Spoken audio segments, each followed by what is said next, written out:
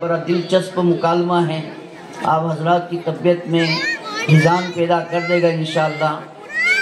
कुछ सोचेंगे आपके कुछ करना चाहिए, ये बात है, तो आप खामोशी से सुनते रहेंगे। इरबाज पटेल उसके अपने साथियों के साथ निकाह और शादी में खुराफात, उस पर मुकालमा पेश करने आएंगे।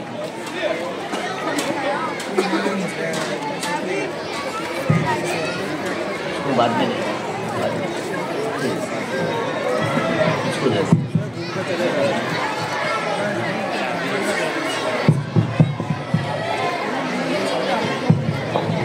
बच्चे खामोश रहे, इधर हमारे असातिज़ा जरा फिक्र करें। बच्चे खामोश रहे।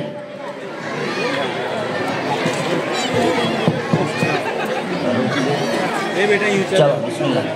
अस्सलामु अलैकुम व रहमतुल्लाहि व बरकातुहू। वालेकुम अस्सलाम व रहमतुल्लाहि व बरकातुहू।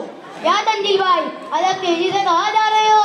अरे भाई माफ करना, मैं आपको मेरी शादी का कार्ड देना भूल गया। अभी मेरे बड़े भाई के साथ भिजवाता हूँ। और हाँ, कान खोलकर सुन लो, भाभी की और बच्चों की टीम को साथ जरूर लाना। अरे भाई, दावत पे दावत देते हो, मगर शादी कब है?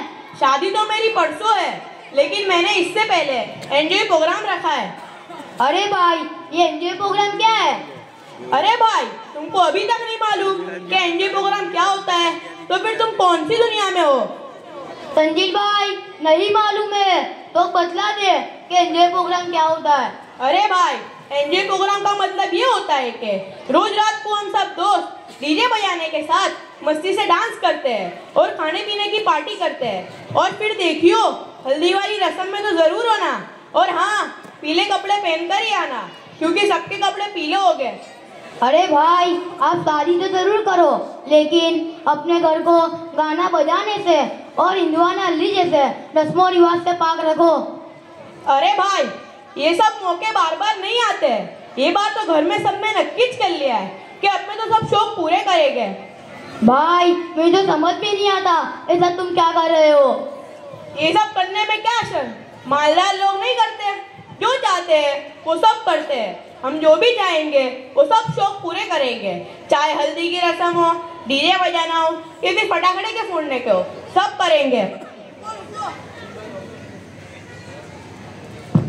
रुको रुको, फोन आ रहा है। हेलो, कौन? हाँ, कौन बोलता है?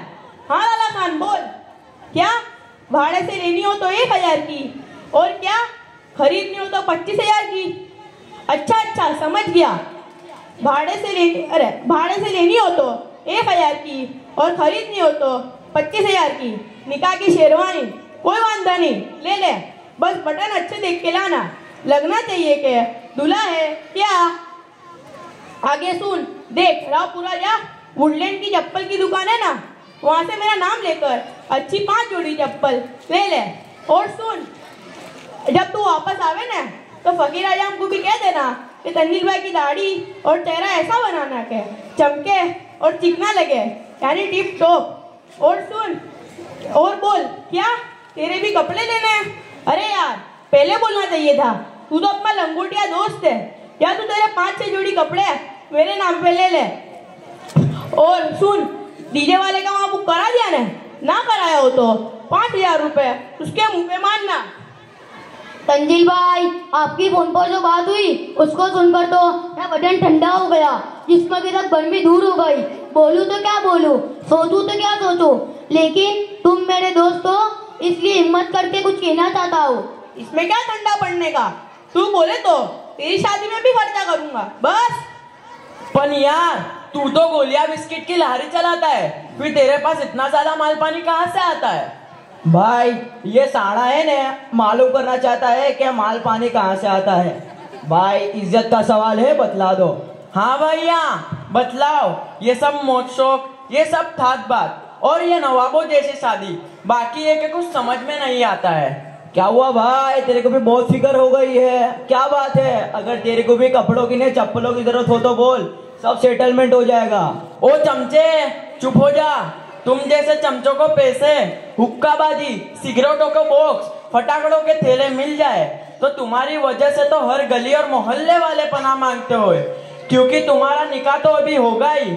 ऐसे ही तुम फटाकड़ों का ऐसा अजाब दोगे जिसकी वजह से सारे बीमार, बच्चे, बूढ़े जो सो चुके और वो इबादत गुजार जो अपनी इबादत में लगे हुए, उनको कितनी तकलीफ पहुंचती है उसका कुछ अंदाजा भी है तुमको। और जब बूढ़े और बीमारों के दिल से आहें निकलती है तो तुमको क्या पता, तुम्हारी शादियां आबादी से बर्बादी में बदल जाती है। अरे भाइयों, चलो मैं मुफ्ती साहब के पास जा रहा हूँ, तुम भी साथ चलो, यकीनन नफे वाली बात मिलेगी।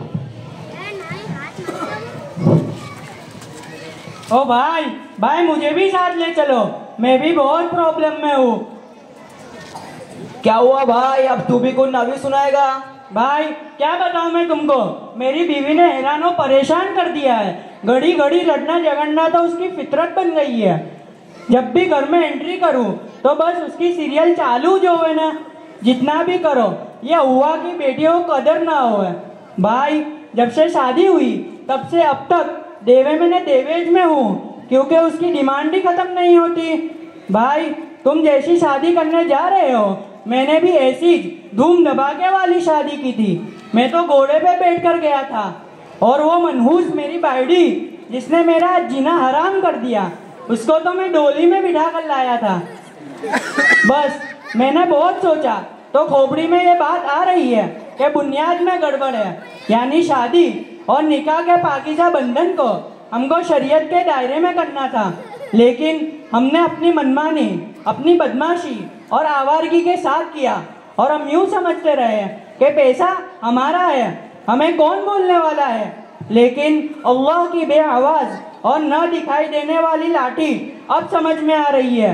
इसलिए मेरे भाइयों, मुझे भी साथ ले चलो, शायद मेरा कोई भला हो जाएगा। हाँ भाई चलो, अल्लाह ताला कोई सुकून की शक्ल निकाल दे।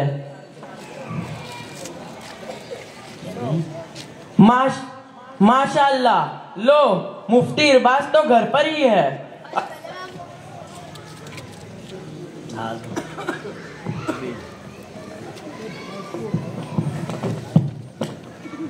अस्सलामु अलैकुम मुफ्ती इरबाज।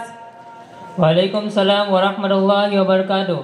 आइए आइए, खैरियत से हो? कैसा आना हुआ? सब ठीक ठाक है ना? मुफ्ती साहब, आज हमारे मुआशरे में शादियों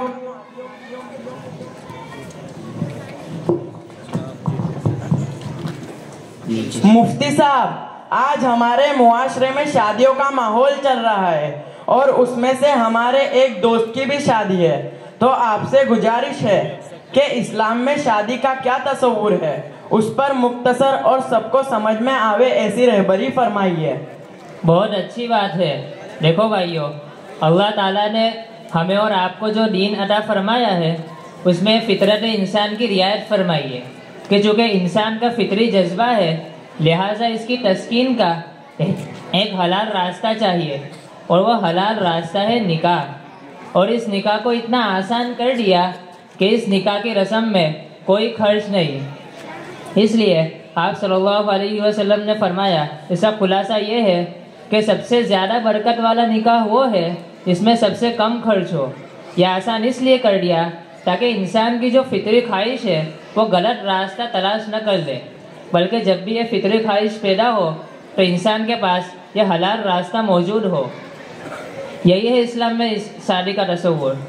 आज जो हमारे माशरे की शादियाँ है इसमें गैर मुस्लिमों और हिंदवाना रसूमात ने इतनी जड़ पकड़ ली है कि शादी के तस्वुर और सोच से इंसान का दिमाग चकरा जावे। कहाँ से रिश्तेदारों के कपड़े और 1000-2000 आदमियों की दावत और हल्दी और मेहंदी की रस्म और फटाकड़े और डीजे का खर्चा। मेरे भाइयों, ये सब रस्में हैं और अगर ये सब दिखावा करने के लिए किया जाता है तो और भी अल्लाह के यहाँ गुनाह, फकर और अजाब का मुस्तहिक बनता है। फिर वही होता है जैसा है भाई के साथ हुआ कि बीवी नाफरमान, दर्दे सिर और ज़िंदगी को अजाब बना देती है। जब ये घोड़े पे आए तो मैं तो यूँ समझता था कि तलवार लेकर मुजाहिद बन के निकले होंगे।